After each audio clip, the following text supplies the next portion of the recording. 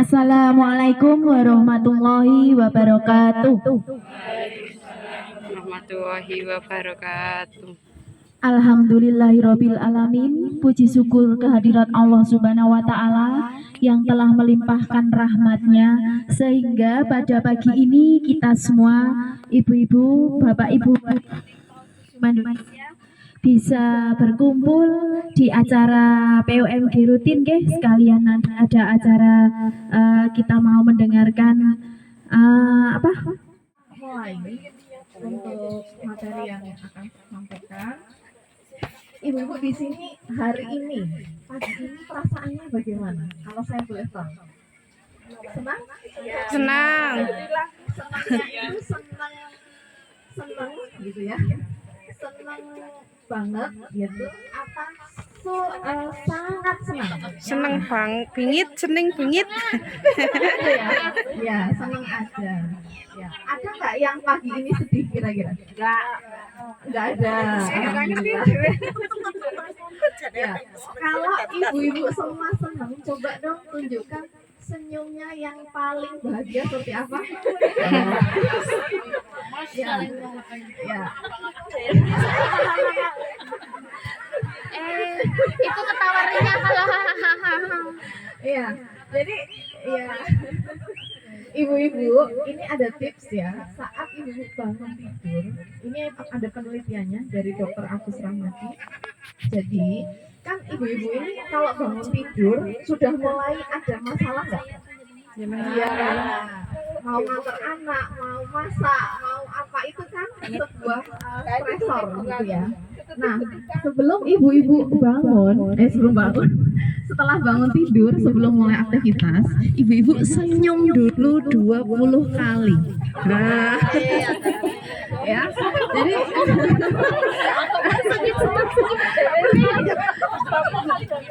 fungsinya apa ibu-ibu?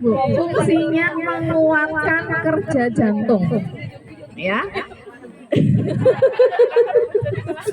Ya, jadi senyum dulu gitu ya. Pagi-pagi senyum 20 kalinya cepat, 20 detik. Dalam 20 detik berarti satu senyuman 1 detik gitu ya. Nah, itu untuk awal yang positif ya. Nah, sekarang saya tanya lagi, tadi pagi ada nggak yang nyuruh anak ke sini sambil teriak-teriak? Ada nggak? Ada banget. Kita jujur aja ya, Bu ya. Nggak apa-apa kan, ini kita berkontemplasi ya, kita merefleksikan diri kita ya. Ada nggak yang tadi pagi sebelum kesini marah-marah? Ada. Alhamdulillah ya. Ada yang agak jengkel? Ada. Kemudian ada nggak yang tadi pagi sempat memukul anaknya? Alhamdulillah. Jewer telinga? Nggak ada ya. Mencubit? Belum. Berarti lebih ke mulut. Nah.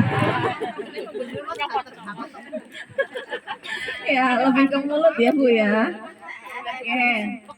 Itu kan hal yang di satu sisi mungkin ada negatifnya. Sekarang saya mau tanya lagi, ada nggak yang tadi pagi mencium pipi anaknya? ada.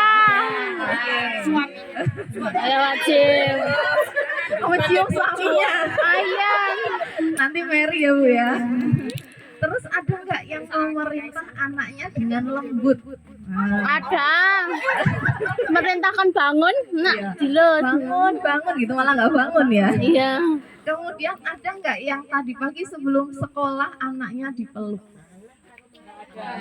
Ada yang enggak. Ya. Orang tak Oke. dilut, Pak Jim. Terus ini pertanyaan pertanyaan yang mungkin agak berat untuk dijawab. Menyiapkan keperluan anak dengan riang gembira. jadi kita nggak gerundel, nggak ngedumel gitu ya, seneng gitu. Ya, kadang-kadang. Ya. Terus pertanyaan terakhir saya adalah, ada nggak yang tadi pagi nganter anak sambil mendoakan? Nah, ada, alhamdulillah ya. Kenapa saya tanyakan? Karena ini adalah dua hal yang pasti sering terjadi, iya kan? Nah, selama hal yang positif tadi sama hal yang negatif itu seimbang, kita masih berada di tengah-tengah, gitu ya. Kita kan jangan sampai geser ke kanan, geser ke kiri gitu ya. Kalau ke kanan arahnya baik, ke kiri arahnya yang kurang baik. Itu nggih? Jelas sampai di sini? Nah, jadi kalau kita masih seimbang berarti itu masih baik. Gitu nggih. Walaupun grundel-grundel tapi ya masih dipeluk gitu kan. Sambil ngomel-ngomel masih disiapin makan. Nah, yang nggak baik yang gimana? Kalau lebih berat yang sebelah kiri tadi, ya marah, ya jengkel, nggak disiapin makan, nggak diopeni anaknya. Nah itu nggih. Jadi semoga ini tidak terjadi di sini ya. Nggih, alhamdulillah. Nah, terus pertanyaannya, apakah ibu-ibu semua ini sudah ikhlas belum sih? Pertanyaan ini agak dalam ya. Sudah ikhlas dan ridho atau belum? Merawat anak, mengorbankan waktunya untuk anak-anak gitu ya. Kan nggak digaji ya Bu ya? Digaji suami ya, atau bahkan masih cari uang sendiri gitu kan. Tetapi ada nggak sih rasa ikhlas dalam diri kita? Ikhlas ya, alhamdulillah. Karena kalau tidak ada rasa ikhlas dan ridho tadi, ini nanti yang akan memicu masalah mental pada ibu dan anak. Ya, jadi ini kunci pertama. Jadi masalah mental pada ibu akan mempengaruhi mental pada anak. Bisa diterima di sini? Bisa. Oke. Terus, nah, jadi ibu itu kira-kira berat nggak ibu-ibu? Berat. Berat kan? Iya. Berat badan. Berat, iya kan? Iya, karena ngurusi dari lahir sampai besar, betul. Ngurusi dari lahir sampai besar. Nah, jadi ada survei bahwa 6 dari 10 ibu itu nggak bahagia. Jadi kalau di sini ada orang 1 sampai 10, yang 6 itu nggak bahagia. Itu survei tahun 2022 secara internasional. Nah, semoga yang 6 tadi tidak di sini ya Bu ya. Artinya kebahagiaan seorang ibu itu memang akan berpengaruh ke anak-anak gitu. Ya. Sampai di sini bisa dimengerti dulu? Nah, kemudian di sini orang tua dengan kondisi mental yang kurang baik maka akan mengalami kesulitan dalam menentukan pola asuh anaknya. Kan topik kita memang berkaitan dengan pola asuh. Nanti pola asuh itu akan mempengaruhi tumbuh kembangnya anak. Ibu-ibu dengar ada anak stunting, gitu kan? Ya, nah kenapa kok bisa stunting? Stunting itu nggak hanya dari makanan yang kurang, tapi bisa dari saat ibu hamil itu dia sudah stres dulu. Masalahnya sudah berawal dari situ. Jadi sebelum bayi ini lahir, ibu ini sudah ada masalah secara mental. Nah ini yang nanti akan menentukan pola asuh dari seorang ibu. Nah alhamdulillah dari TK ibu-ibu semua dan Bu Eni memfasilitasi ibu kita bisa sharing, nanti bisa dengan narasumber lain misalkan ya Bu. Itu tujuannya untuk apa sih Bu? Untuk mendidik kita. Karena nggak ada kan sekolah untuk ibu itu nggak ada. Kita hanya turun temurun. Kalau sekolah jadi dokter, jadi perawat, jadi guru, jadi ustadz mungkin ada ya. Tapi sekolah untuk ibu itu nggak ada. Padahal di sini penting. Makanya sekarang ada tren yang namanya parenting, ya kan? Nah itu supaya kita tetap selain menjadi ibu kita sekolah juga belajar, ya. Itu ya. Nah, ibu-ibu tadi kan saya tanya, siapa yang sudah bahagia hari ini gitu ya, bisa senyum. Nah, kira-kira kalau pas capek-capeknya bisa senyum nggak? Capek kok senyum? Iya. Iya, oke. Nah, jadi karena senyum atau hati yang bahagia nanti ini adalah cerminan jiwa yang sehat, ya. Jadi kalau orang nggak bisa senyum, itu kira-kira ada masalah nggak? Ada. Kalau orang senyumnya kebablasan, masalah nggak?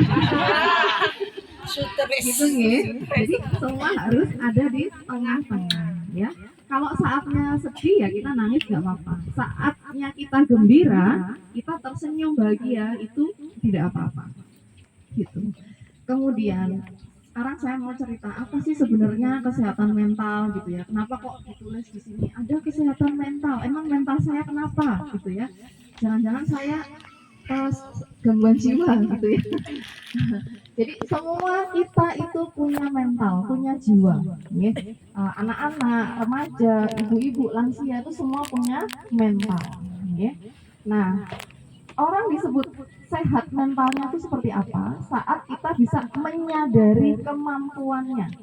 Ibu-ibu sadar bisa masak? Sadar kan? Ada yang masak nggak sadar? Nggak ada ya? Oke. Sadar nggak merawat anak dengan sepenuh hati gitu? Sadar. Memarahi anak sadar nggak? Sadar. Sadar sekali. Ya. Jadi sadar saat kita punya kemampuan untuk mengatasi tekanan. Tekanan itu apa tadi? Pekerjaan ibu-ibu, cucian numpuk, setrikaan numpuk, harus nganter, harus ini, itu semua stresor atau tekanan. Tapi ibu-ibu punya kesadaran, oh saya sadar nih ada cucian banyak gitu. Nah, apa yang ibu-ibu lakukan? Pasti ibu-ibu akan mengatur waktu. Kapan ya saya nyuci kan gitu kan? Nah, itu artinya sebuah stresor yang dikelola secara sadar. Sampai di sini bisa dimengerti? Nah, jadi adanya cucian piring yang banyak, rumah kotor, baju berantakan, terus apa lagi Bu? Ya harus ke sawah misalkan ya. Nah, niku wau gitu ya, itu tadi, itu semua stresornya atau tekanan yang membuat kita tuh bisa jengkel, bisa marah. Nah, saya kok kesel banget ya. Iki kok gawean rampung-rampung misalkan kayak gitu ya Bu ya. Nah, itu sebuah stresor ya. Nah, kemudian ibu-ibu adalah orang yang produktif. Produktif itu apa? Bukan produktif itu anaknya banyak itu ya. Jadi produktif itu ibu-ibu punya aktivitas, bisa beraktivitas gitu ya. Bisa yang sambil bekerja bisa bekerja, yang punya kegiatan pun ada kegiatan lain. Nah, itu namanya produktif. Nah, kemudian satu lagi orang yang sehat mental itu punya kontribusi terhadap lingkungan. Nah, kontribusi terhadap lingkungan itu enggak hanya kita kumpulan ya ibu-ibu ya. Ya. Jadi tidak hanya kita kumpulan itu enggak, tapi itu jadi bagian. Contohnya apa kontribusi lingkungan? Ada yang bisa kasih contoh ibu-ibu? Ada yang di sini jadi peran sebagai Bu RT? Bu Lurah ada nggak? Ada. Oh Bu Care, Bu Care, Bu Lurah gitu ya. Kemudian mengajar di TPQ misalkan, itu peran terhadap lingkungan. Ya ibu-ibu pengen memperbaiki sebuah kondisi, gitu ya. Sampai sini tahu tadi apa sehat mental itu Bu? Ingat-ingat lagi, kita ingat-ingat tadi apa? Menyadari kemampuan. Jadi ibu-ibu semua punya kemampuan. Yang kedua, sadar untuk mengatasi tekanan. Ya. Jadi ada stresor itu sadar. Enggak terus rumahnya berantakan ya udah tidur aja terus, itu berarti kita nggak sadar gitu ya. Kemudian tadi produktif ya, kita menjadi orang yang produktif. Produktif itu kayak orang sibuk gitu, gampangnya itu menyibukkan diri ya, bisa dengan banyak hal yang positif tentunya. Kemudian berkontribusi terhadap lingkungan. Oke, sampai di sini jelas? Jelas ya? Oke. Sekarang coba tangannya diangkat, semua diangkat tangannya bisa. Terus ditempelkan di pundak temennya yang satu. Nah, ya, yang satu.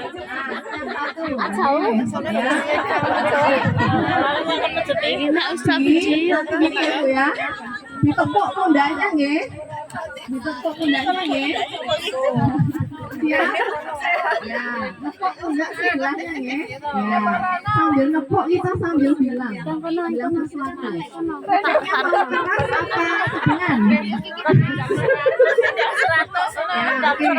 Kita coba dulu ya. Oke ya, 1, 2, 3 ditepuk. Bu. Ya. Sudah nyuci piring belum? Belum. Ketemu lagi, Bu. Sudah cuci piring belum? Lagi, tepuk lagi, Bu. Sudah bahagia belum? Ya. Oke. Yang terakhir, yang ketiga, Bu. Jadi ibu pintar ya. Ya. Sekarang gantian di sebelahnya, coba.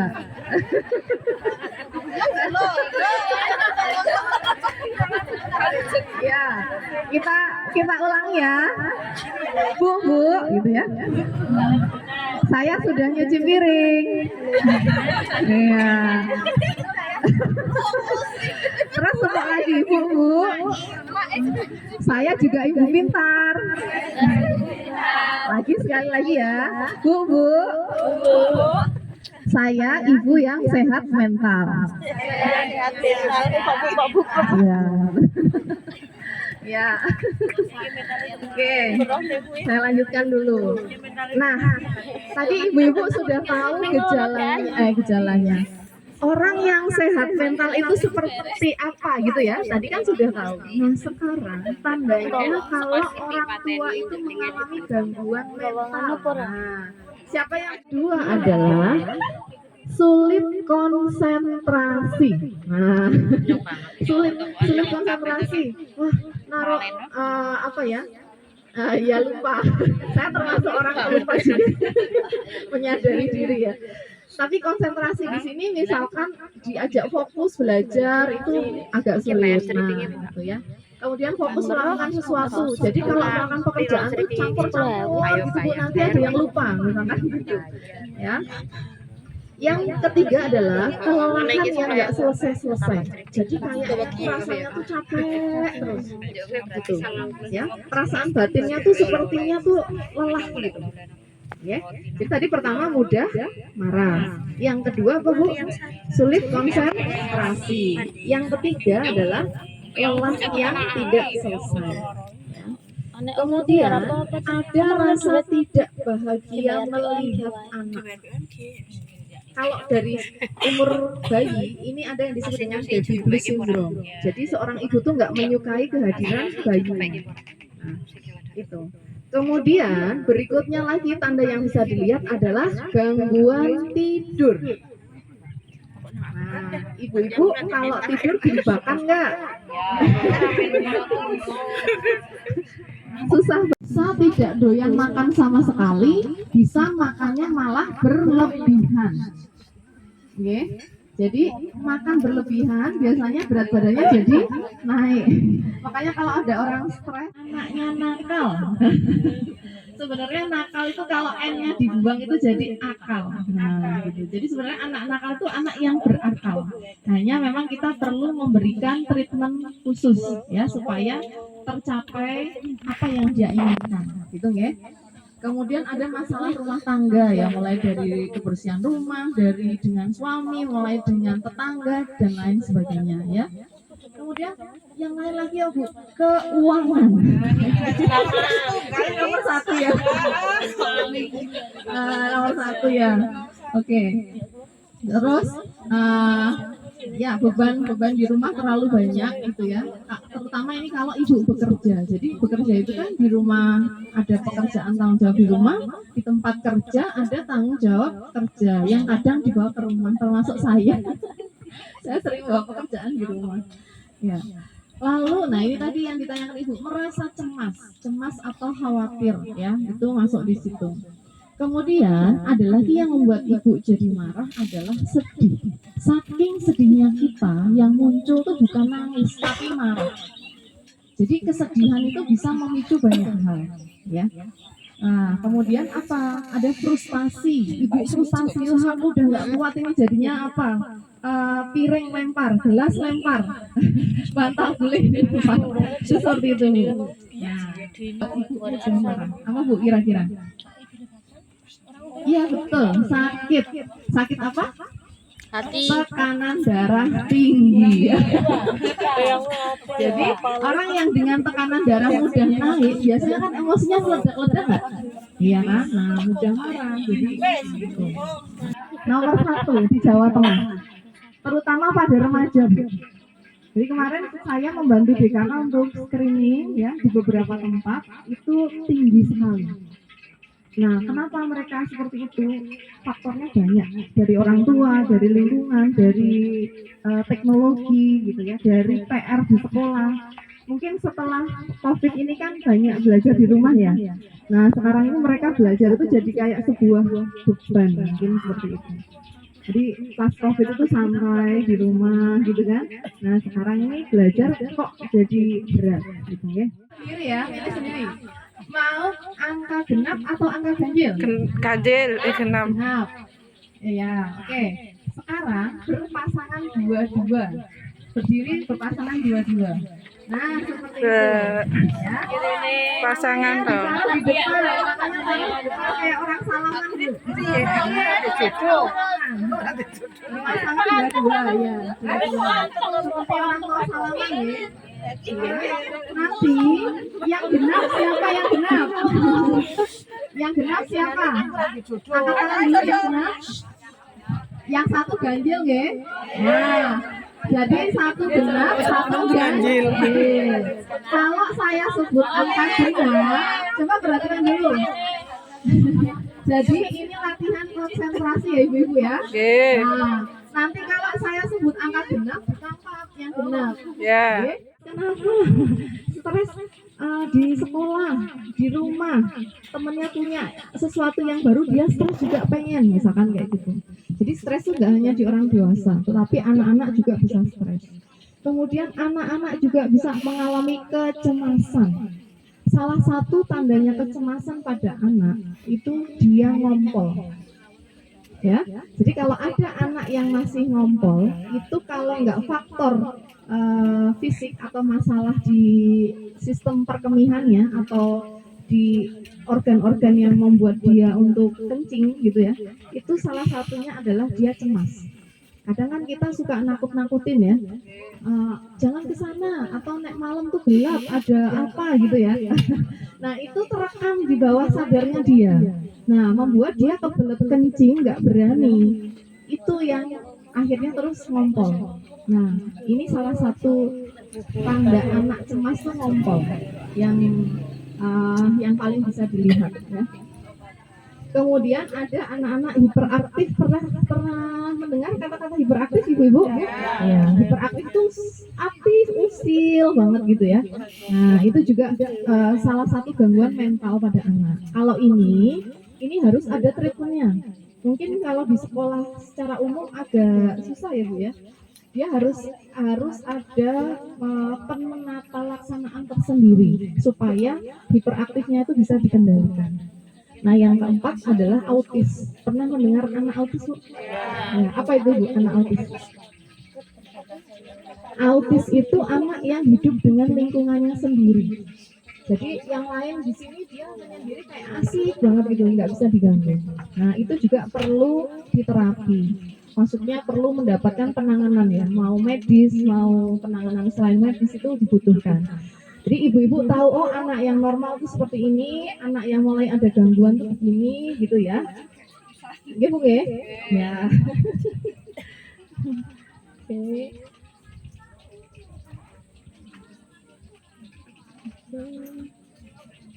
Ya, kaitannya sehat mental dengan tumbuh kembang dan pola asuh anak. Jadi Bu, kalau ibu sehat mental, manfaatnya apa? Satu, perkembangan kognitif atau perkembangan pikiran anak itu bagus. Karena dia tumbuh di lingkungan yang bagus. Itu ya, jadi perkembangan otak anak menjadi bagus. Yang kedua, secara emosi. emosi anak juga akan jadi baik. Emosi yang nggak baik itu seperti apa pada anak-anak? Coba nanti dikenali putra-putranya ya. Pertama, rendah diri. Rendah diri itu arahnya tuh ke pemalu. Terus kalau disuruh ke depan mungkin belum berani. Itu apa namanya? Tanda-tanda rendah diri ya. Nah, anak-anak rendah diri itu harus dimotivasi. Ayo kamu bisa, kamu berani, kamu pokoknya kamu hebat dan seterusnya. Jadi harus ada reward berupa kata-kata. Gitu ya. Ya, kemudian menutup diri, jadi nggak mau cerita. Ibu-ibu boleh kalau pulang sekolah tanya ke anak, Mas atau Dek, tadi di sekolah ngapain? Nah, ada kan ada anak yang cerita ngecuis gitu ya. Nah, ada yang ceritanya tuh dikit-dikit gitu kan, cuman kata per kata. Nah, coba itu digali supaya apa? Supaya tidak menjadi anak yang tertutup. Jadi, ibu harus menjadi sahabat anak-anak ibu. Gitu. Jangan sampai mereka lebih percaya pada sahabatnya, pada temennya gitu ya dibanding pada kita. Gitu nggih? Ya, jelas Bu sampai di sini?